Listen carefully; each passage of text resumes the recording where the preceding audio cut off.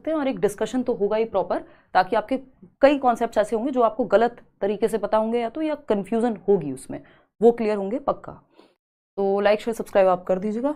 सभी को good evening, नमस्कार, राम राम, सत श्री अकाल, अस्सलाम वालेकुम, what do you feel connected with.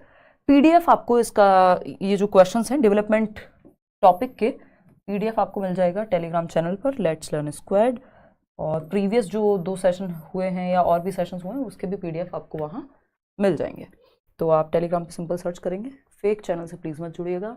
अगर जितने भी लोग कोर्स लेने के पक्ष में हैं या उनको लगता है कि सारे टीचर्स से ऐप पे प्रॉपर एक डेली क्लास मिले, थियोरी से लेके सब कुछ, तो वो आपको करियर विल ऐप आप वहाँ एनरोल कर सकते हैं। आते हैं क्वेश्चंस पे, इंपॉर्टेंट रहेगा, समझते हैं कि क्या है क्या नहीं। 30 क्वेश्चंस हैं इसी टॉपिक से, तो आपका जो एक कॉन्सेप्ट है, कुछ डिफरेंट तरीके के क्वेश्चंस भी हैं, तो ये ज़रूरी है कि आप 30 के 30 क्वेश्चन से गो थ्रू ज़रूर हो जाएं। इस बार भी जो क्वेश्चंस आए हुए हैं, अगर आप देखेंगे मैंने पहले भी डेवलपमेंट के सेशंस लिए हुए हैं क्वेश्चंस के, अगर आप प्लेलिस्ट में जाते हैं तो मेरी कोशिश यही रहती है कि हर बार पेपर 1 पेपर 2 में जो भी नए क्वेश्चन आए हुए हैं मान लीजिए किसी भी टॉपिक से, तो उनको भी इंक्लूड कर लूँ ताकि और क्लैरिटी आपके अंदर आ जाए उस चीज़ को। तो शुरू के 2-4 क्वेश्चन ऐसे भी हैं जो ऑलरेडी इस बार पूछे जा चुके थे, उसके बाद फिर आपको बहुत सारे नए क्वेश्चन भी मिलेंगे। तो स्टार्ट करें। 2 ऑप्शन 57% लोग कह रहे हैं बहुत ज़्यादा पढ़ाई करने लग गए हैं आप लोग। इस बार वो लिम्स वाला क्वेश्चन आया था ना, उसमें कई लोगों को कंफ्यूजन है, ये limbs grow faster than the hands और लेग्स, तो उस पर भी चर्चा करेंगे हम, अभी आएगा वो तीसरा चौथा ही क्वेश्चन है। अगर हम बात करें in the course of development, और ऐसा कोई टॉपिक नहीं है, ऐसा कोई एग्जाम नहीं है टीचिंग का जहां पेडागोजी आती है और डेवलपमेंट ना पूछा जाए, तो ये सभी के लिए जरूरी है, ना सिर्फ सीटेट वालों के लिए, सबके लिए जरूरी है।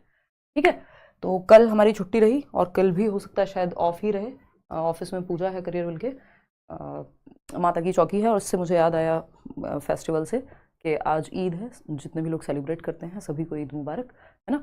चलिए स्टार्ट करते हैं। In the course of development children achieve gross motor skills before fine motor skills, this indicates that development is, यानी बच्चे जो हैं पहले ग्रॉस, जीएफ गर्लफ्रेंड से याद कराया था आपको, अगर जिन्होंने प्रीवियस सेशंस देखे होंगे, मैराथन देखा होगा, बैच में हैं जो लोग, है ना, गर्लफ्रेंड याद रहता है ना लोगों को, जीएफ आजकल चलता है शॉर्ट में, तो जी फॉर यहाँ ग्रॉस मोटर है और एफ फॉर फाइन मोटर है, जी से एफ की तरफ जाते हैं, सीक्वेंस जी एफ का यही रहेगा, एफ जी नहीं हो जाएगा, ठीक है ना। तो पहले आप विकास के क्रम में बच्चे सूक्ष्म पेशीय कौशल से पहले सकल पेशीय या स्थूल गतिक कौशल, सूक्ष्म क्या है, फाइन मोटर स्किल्स क्या है, लिखना, ड्राइंग करना, जो भी आपका आंखों और उंगलियों के, हैंड्स की जो फिंगर्स हैं और आई का कोऑर्डिनेशन है आईज का, उससे काम हो रहा है, तो वो है fine motor skill, drawing, painting, है ना।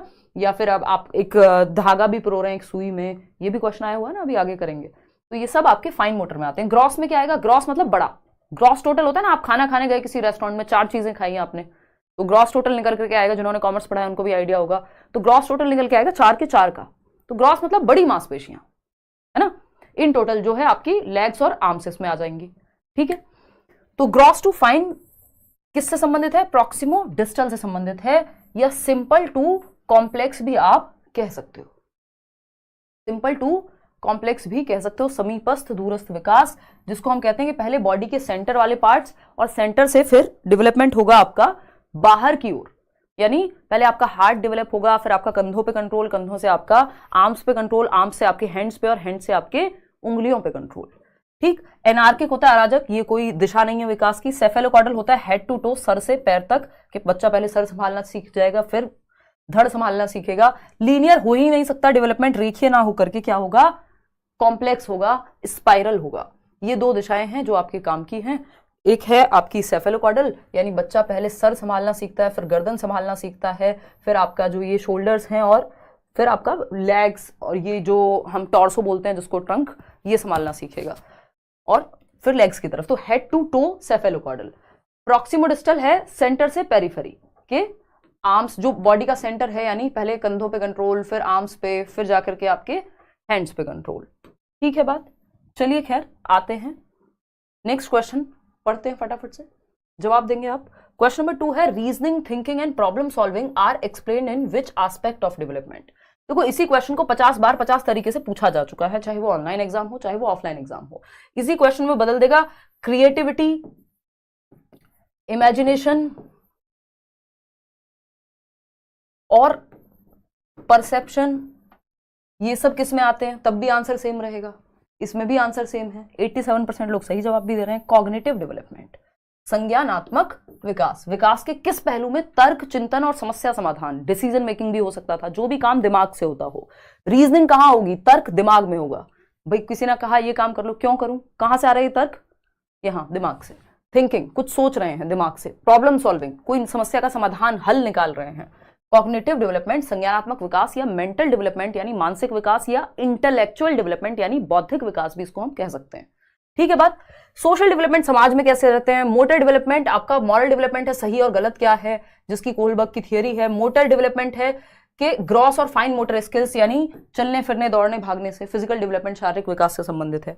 तो दिमाग से संबंधित यहाँ एक ही है, वो है कॉग्निटिव डेवलपमेंट, जिसमें reasoning, thinking, problem solving, language, even आपकी memory, perception, decision making, problem solving, जितने भी काम दिमाग से होते हैं वो सब कॉग्निटिव डेवलपमेंट में आते हैं। और कॉग्निटिव डेवलपमेंट की ही थियरी है पियाजे और वाइगोस्की की, जो ये कहते हैं कि बच्चे का संज्ञान यानी उसकी समझ कैसे विकसित होगी, उसका मेंटल डेवलपमेंट यानी उसका मानसिक या इंटेलेक्चुअल डेवलपमेंट, बौद्धिक विकास कैसे होगा।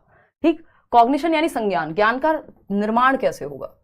आपको पता है हमने डिस्कस किया था कि 3 प्रकार का डेवलपमेंट है, पीसी, एसई को एक साथ ले लेते हैं हम, है ना। ये 4 ब्रॉड डोमेन है, बट नंबर काउंटिंग में पूछ ले तो 3 ही लिखेंगे। पी फॉर फिजिकल डेवलपमेंट यानी शारीरिक विकास, शरीर का विकास। सी फॉर कॉग्निटिव डेवलपमेंट यानी दिमाग का विकास, संज्ञान का विकास, इसी की हम अभी बात कर रहे हैं। फिर है सोशल और इमोशनल, सोशियो इमोशनल, सामाजिक सांवेगिक विकास।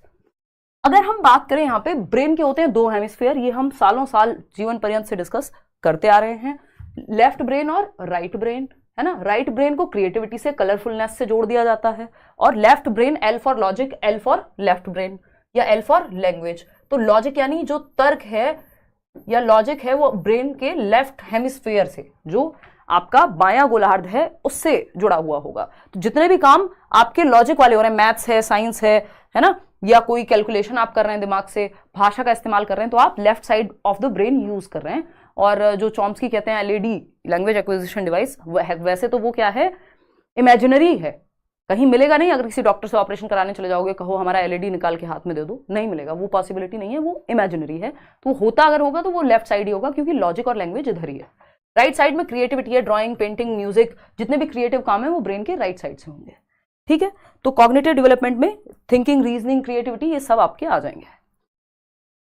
थर्ड क्वेश्चन देखिएगा, proximo distal principal states that, ये अच्छा क्वेश्चन है, इस बार पूछा गया था।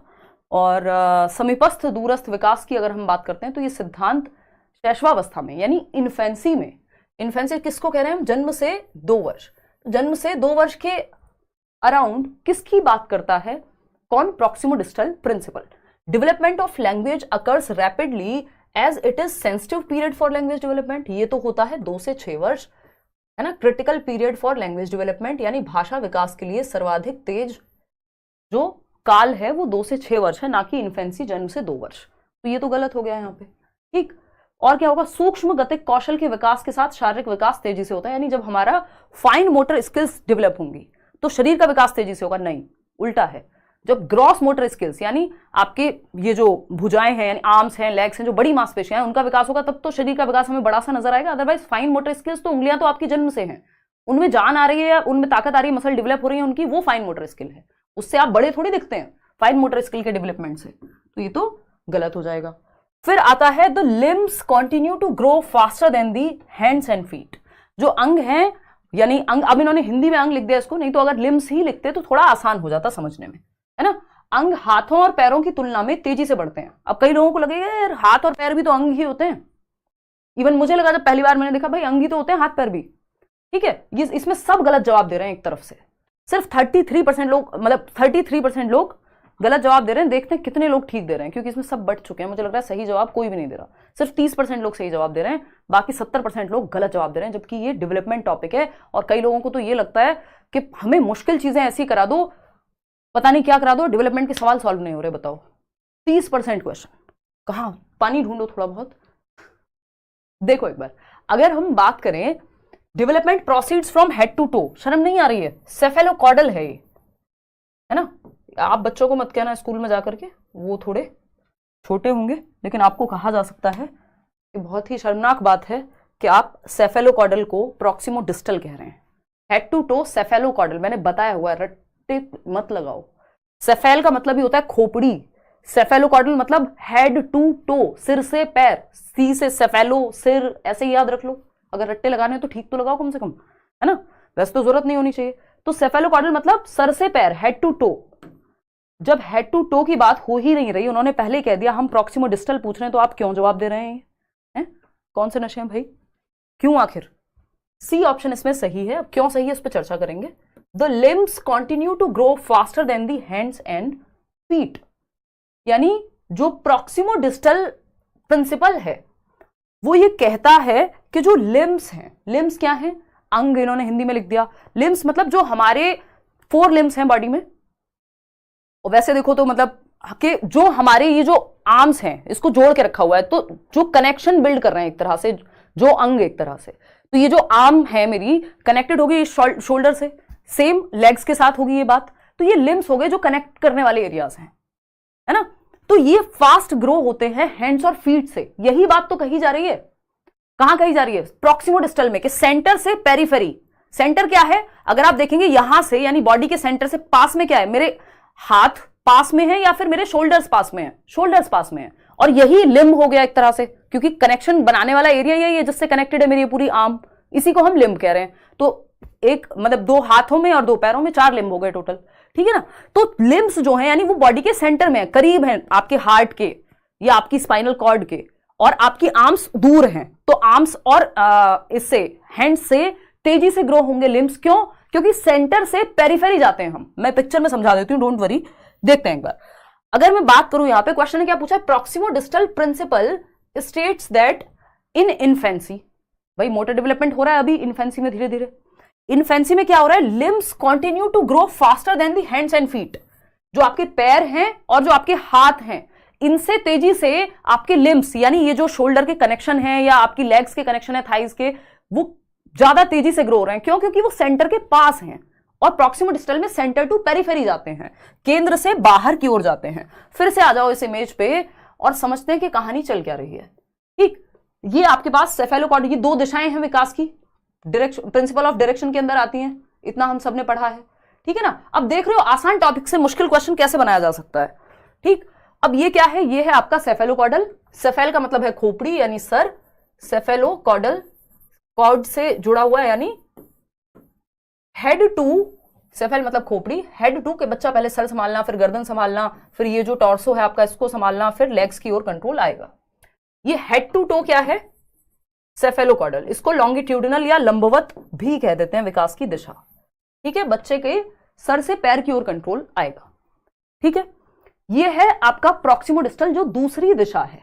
प्रॉक्सिमो डिस्टल, प्रॉक्सिमो डिस्टल समीपस्थ दूरस्थ। समीप मतलब नियर टू फार। नियर किसके? बॉडी के सेंटर के नियर से फार की ओर।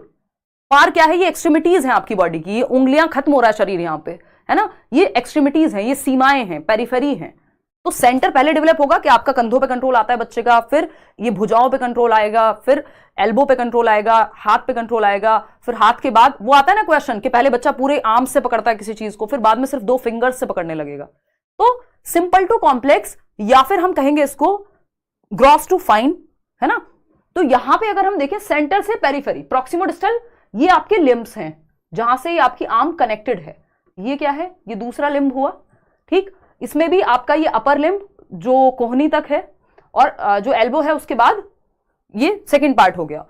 इसी तरह से आपके ये दोनों लिम्ब होंगे कि आपके लेग्स कनेक्टेड हैं आपके टॉर्सो से, है ना, ये सेंटर पार्ट से कनेक्टेड है।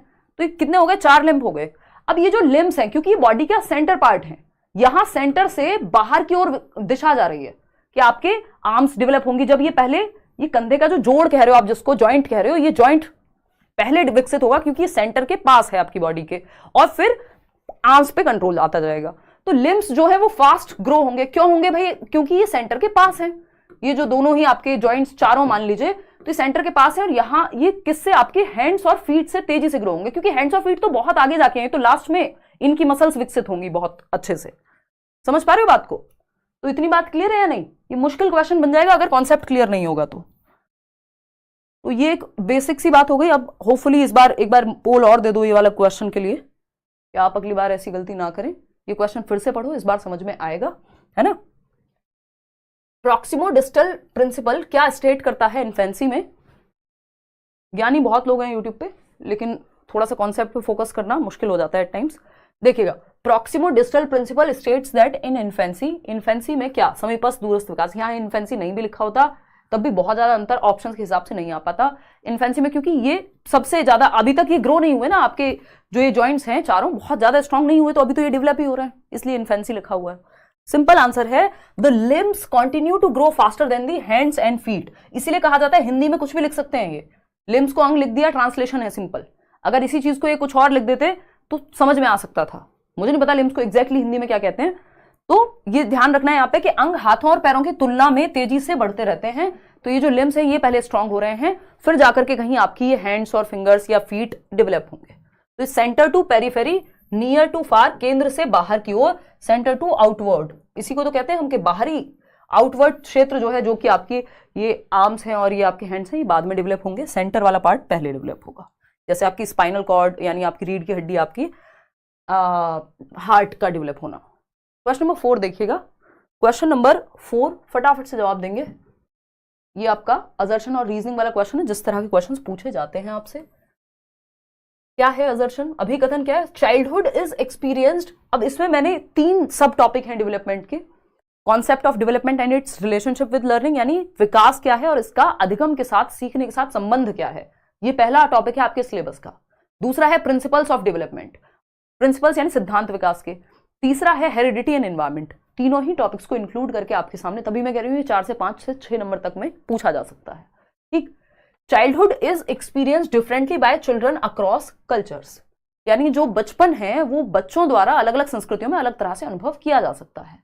कि हमारे यहाँ हम बचपन में बच्चे को बिल्कुल दिल से चिपका के सोते हैं माँ बाप, है ना, वो साथ में ही सोता है जब तक बिल्कुल बहुत टाइम ना हो जाए, तब तक पता नहीं कितना बड़ा ना हो जाए, या कोई घटना ना घट जाए घर में, या कुछ और ना हो जाए कि उसको पढ़ने जाना पड़ जाए या कुछ हो जाए, है ना।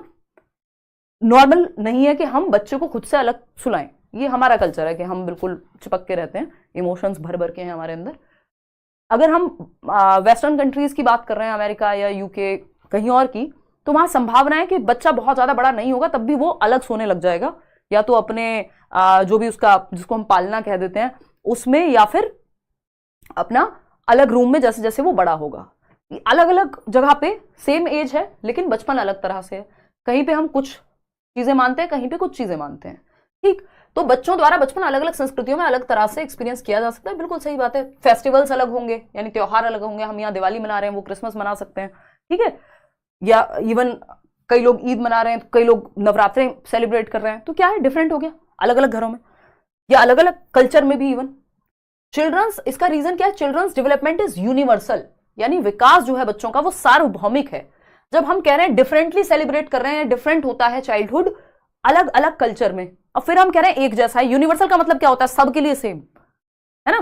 तो यूनिवर्सल कहना गलत हो जाएगा, क्योंकि यहां पे बात हो रही है कि डिफरेंट है, डिफरेंट कल्चर के लिए, या डेवलपमेंट को या चाइल्डहुड को कल्चर प्रभावित करता है, संस्कृति प्रभावित करती है, ऐसा नहीं है सबके लिए सार्वभौमिक है। एज सार्वभौमिक हो सकती है, कि हमने कहा चाइल्डहुड 2 से 12 वर्ष के बच्चे को कहेंगे, वो चीज हो सकती है सार्वभौमिक। तो both A and R are true and R is the correct explanation. कौन है ये महाशय जो ये जवाब दे रहा है ना।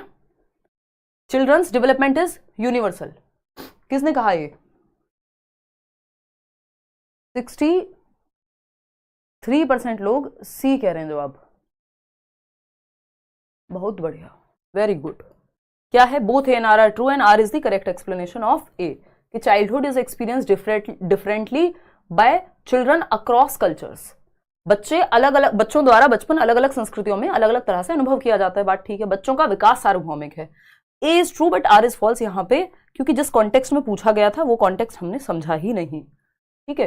क्वेश्चन नंबर 5 देखिएगा, ये क्या कहता है भाई, क्वेश्चन नंबर 5 देखिएगा, ये भी अभिकथन एक स्टेटमेंट, इसी बार का आया हुआ क्वेश्चन है, ऐसी गलती करो कैसे चलेगा।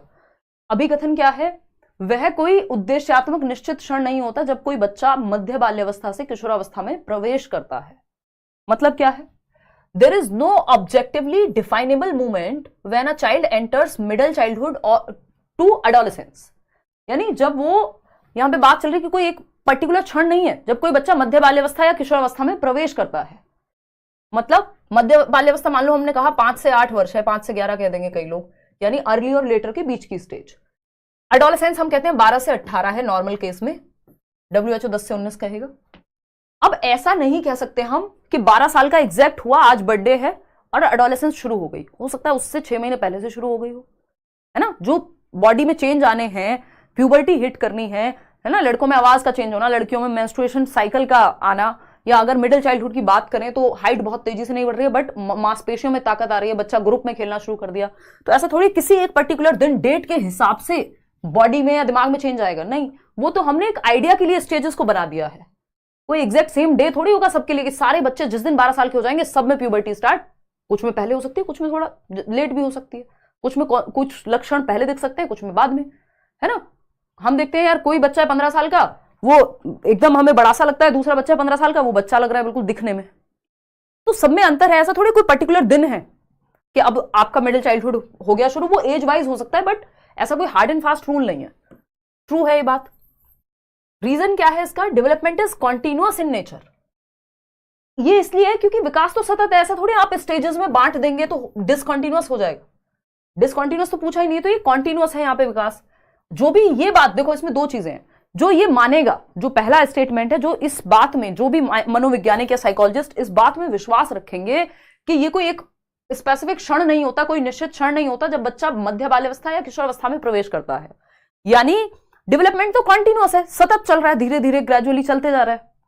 आप कोई एज में थोड़ी डिवाइड कर सकते हैं उसको या स्टेज में थोड़ी बांट सकते हैं। इसका मतलब वो व्यक्ति ये मानता है कि विकास डिसकॉन्टिन्यूअस नहीं है, कॉन्टिन्यूअस है, जो कि वाइगोस्की कह रहे हैं। तो विकास प्रकृति में निरंतर होता है, ये मानेगा ये व्यक्ति जो ये कहेगा कि कोई एक क्षण थोड़ी है। तो दोनों बातें यहां सही हो जाएंगी, both A and R are true and R is the correct explanation of A. 67% लोग सही उत्तर दे रहे हैं कि भाई हाँ, कोई पर्टिकुलर क्षण नहीं होता, कोई निश्चित क्षण नहीं होता। क्यों? क्योंकि विकास तो निरंतर है, चलता रहता है। ऐसा थोड़ी एक दिन बर्थडे सेलिब्रेट किया, 12 साल का हुआ, बस उसी स्टेज पे वो उसके अंदर सारे चेंजेस आएंगे।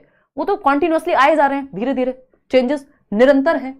तो इसलिए both A and R are true. अगर यहां पे उल्टा लिखा होता कि यहां पे एक स्टेज होती है एडोलेसेंस और फिर यहां पे डिसकंटिन्यूअस भी लिखा होता साथ में रीजन में इसके, तब वो सही होता। क्वेश्चन नंबर 6 देखिएगा, लैंग्वेज डेवलपमेंट भी डेवलपमेंट का ही पार्ट है ना। Language development in primary classes is facilitated. प्राथमिक कक्षाओं में भाषा का विकास किस प्रकार संसाधित होता है, कैसे होता है भाषा का विकास, ये पूछा है हमसे। पहला ऑप्शन है when teachers ignore and dismiss the mother tongue of the children. Mother tongue को अगर इग्नोर और डिसमिस करने लग जाएंगे हम, बच्चे की मातृभाषा की अवहेलना और उपेक्षा करने लग जाएंगे कि नहीं तुमको अपनी मदर टंग नहीं बोलनी, स्कूल में इंग्लिश बोलते हैं या कोई पर्टिकुलर लैंग्वेज बोलते हैं, तो इससे तो कोई लैंग्वेज डेवलपमेंट बच्चे में नहीं विकसित होगा। क्योंकि मातृभाषा को सारी पॉलिसीज, चाहे वो नेशनल एजुकेशन पॉलिसी हो, कोठारी आयोग हो, 3 लैंग्वेज फॉर्मूला हो, कोई भी ऐसी पॉलिसी नहीं है आज की डेट में जो मदर टंग को इग्नोर करने की बात करती हो, तो ये तो गलत हो जाएगा। फिर आता है second option, when teachers begin from science and symbols rather than concrete objects. यानी आप डायरेक्ट साइंस की बात कर रहे हो, साइंस मतलब वो साइंस विज्ञान वाली नहीं, ये सिंबल वाली साइन। तो A for apple, B for ball direct आपने शुरू कर दिया, स्पेलिंग्स में बातें कर रहे हो, तो बच्चे के लिए काम का नहीं है वो। क्योंकि अभी तो वो घर से आया है, उसको ये तो पता है कि बी फॉर बॉल होती है, बी फॉर भी छोड़ दीजिए, बॉल का उसको पता है, आपने बी से जोड़ना है। तो साइन और सिंबल से डायरेक्ट आप लिख के बात करेंगे उसको समझ भी नहीं आएगा।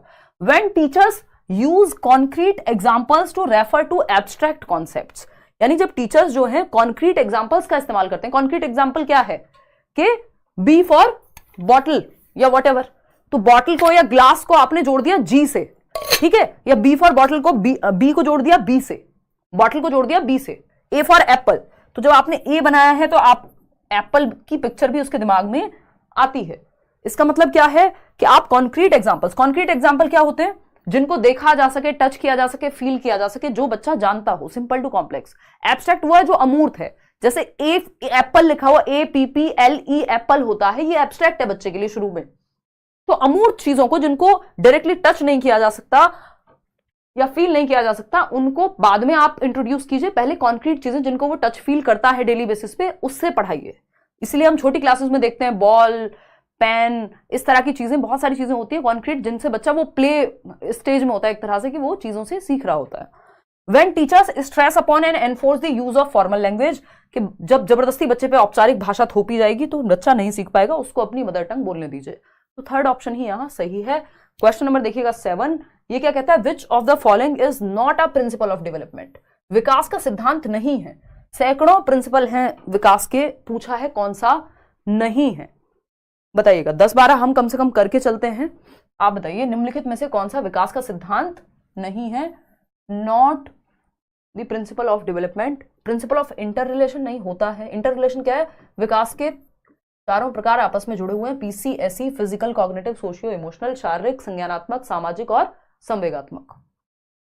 प्रिंसिपल ऑफ वेरिएशन यानी इंडिविजुअल डिफरेंसेस, रेट का अंतर है, अलग अलग इंडिविजुअल्स में दर भिन्न होगी। सारे व्यक्ति सेम दिन पे सारे 9 महीने के बच्चे चलना सीख जाएं जरूरी नहीं है, कोई 9 महीने में सीख लेगा, कोई 1 साल में, मतलब भिन्नता होती है स्पीड में, पेस में। प्रिंसिपल ऑफ सेग्रीगेशन कुछ नहीं है कि अलग थलग कर दो बच्चों को, पृथकीकरण कुछ नहीं होता, यही गलत है और जो गलत है वही सही है क्योंकि पूछा ही गलत था, नॉट लिखा हुआ था। प्रिंसिपल ऑफ डायरेक्शन बिल्कुल सही है, दिशा का सिद्धांत, जिसमें सेफेलोकॉर्डल सिर से पैर और प्रॉक्सिमोडिस्टल सेंटर टू पेरिफेरी केंद्र से या समीप से दूर, तो सी ऑप्शन सही है। क्वेश्चन नंबर 8 देखिएगा, स्पीड थोड़ी बढ़ाते हैं। क्वेश्चन नंबर 8 कहता है a child who is physically weak, एक बच्चा जो शारीरिक रूप से कमजोर है, possesses lower level of emotional, social and mental development also। जो शारीरिक रूप से कमजोर बच्चा है उसका भावनात्मक यानी उसके इमोशंस भी, सामाजिक भी यानी वो समाज में भी ठीक से बातचीत नहीं कर पाता, मन नहीं लगता उसका, और मानसिक रूप से उसका दिमाग भी ठीक से डेवलप नहीं हो पाया, निम्न स्तर का होता है। इस उदाहरण में कौन सा सिद्धांत परिलक्षित है या प्रदर्शित किया गया है, इस उदाहरण के माध्यम से डेवलपमेंट का कौन सा प्रिंसिपल दर्शाया गया है, फटाक से जवाब देना है। Principle of integration, principle of interrelation, principle of continuity या principle of uniformity. Uniformity of pattern होती है कि बच्चों के पहले एक सीक्वेंस है ना, दांत दूध के निकलते हैं, बाद में पक्के दांत निकलते हैं, दौड़ने से पहले चलना सीखता है, ये तो एक पैटर्न है, यूनिफॉर्मिटी ऑफ पैटर्न है, उसकी बात तो हो नहीं रही। कॉन्टिन्यूटी है कि सतत चलता रहता है। इंटीग्रेशन है या इंटर रिलेशन है, देखो इंटीग्रेशन तब होता है जब आपने मान लीजिए चलना सीख लिया, आपने अपने हाथ पैरों को चलाना सीख लिया, ठीक है, कुछ उछलना सीख लिया, अब आप इन सबको देखना आपको आता ही है, इन सबको एक साथ यूज कर रहे हैं बैडमिंटन खेलते हुए, यह है इंटीग्रेशन, कि आपके डेवलपमेंट के अलग अलग प्रकार एक सिंगल यूनिट के रूप में काम कर रहे हैं किसी एक एक्टिविटी को करते हुए, वो इंटीग्रेशन है। वो बात तो यहां हुई नहीं है, यहां बात हुई है कि विकास का एक प्रकार दूसरे प्रकार को प्रभावित करता है, जिसको प्रिंसिपल ऑफ इंटर रिलेशन या को रिलेटेडनेस कह सकते हैं, कि अंतः संबंध का सिद्धांत है कि ये पीसीएसई आपस में जुड़े हुए हैं। अगर शारीरिक या शरीर का विकास ठीक से नहीं हुआ तो उसकी वजह से यदि बच्चे का मानसिक, सामाजिक, इमोशनल डेवलपमेंट ठीक से नहीं हुआ, इसका मतलब ये इंटर रिलेशन का सिद्धांत है।